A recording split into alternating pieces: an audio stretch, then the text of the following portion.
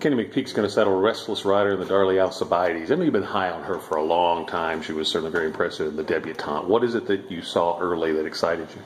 Well, she's got an immense amount of raw talent. You know, her first race, she did that real professional. You know, we typically don't gear our young horses up for their first start so much as try to get them for their second and their third. And then her second start was exceptional, where she drew off by many, even after having a bad trip.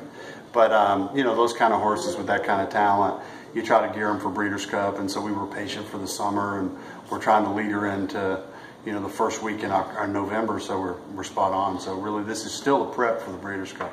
Bad post last time too, right? In Saratoga? Yeah, but I don't think that was a big issue. I thought her race was good, you know, for her to run second, and, you know, 7/8 is a tough distance, and the winner was impressive coming from behind us, but it was a good start. And I was looking at the pedigree a little bit. Dam, her half-brother, I think, won the Kentucky Jockey Club, so stretching out's no problem for her, right? I don't think it's going to be a problem at all.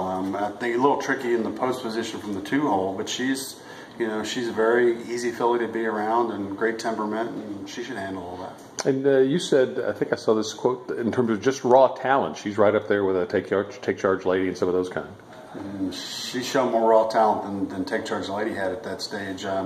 You know, Take Charge Lady came out of a never won 2 allowance race at Turfway to win the Alcibiades in her third start. So, you know, those are still big shoes to fill, we know.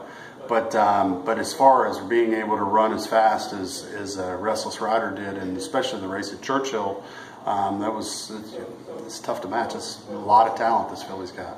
What about the colt and the Claiborne Breeders' Futurity Signalman coming off a maiden win? What did you see that prompted you to come here?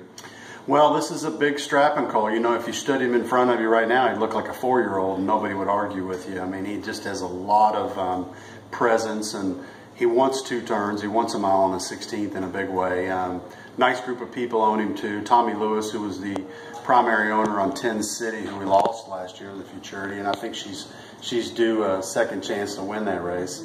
But this colt we didn't get much money for. It was only a $32,000 yearling, and he's very kind of obscure breeding in the, you know, general quarters. Who's never probably had a Grade 1 winner, and out of a Trippy mare, which we know Trippy, but not really known to be a, you know, high-end sire line.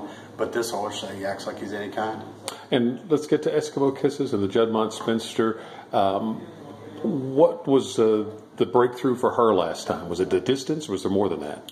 No, I think that she needed a little bit of a break after the Kentucky Oaks. I mean, she was a filly that had run hard all winter. She had traveled. She had done everything we'd ask her to, and her race in the Oaks, being 4th, was a good race.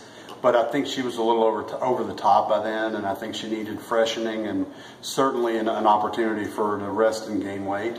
We brought her to Magdalena Farm, which we're standing at now, and we brought her here to Magdalena and turned her out for 4 or 5 weeks, and she was able to, you know, regroup as far as put some weight on physically. She came back bigger and stronger, and we got rewarded for it. I saw you comment that you said you just want Jose to ride her the same way he did in the Alabama. What is the key to riding her? Well, the pace of the Alabama was unique, and that I think they ignored her. They really didn't pay any attention to her back there, and it set up well for us, and you know, that's good when that happens. In this case, I think that now that she has proven Grade 1 winner and shown high-level talent, they're going to be more concerned that she's back there, and that whether or not that they set an honest pace is going to depend on, obviously, you know, who's inside, outside, and who makes a run to the turn. We can't control that. We're not going to worry about that. We're going to let her get in the nice rhythm that he rode her when he rode her at Alabama, and just sit on her the same way. And if it unfolds for her, great, and if it doesn't, you know, it is what it is. But I do think she's a filly that wants every bit of 10 furlongs as opposed to 9. But if she's good enough, she'll get there.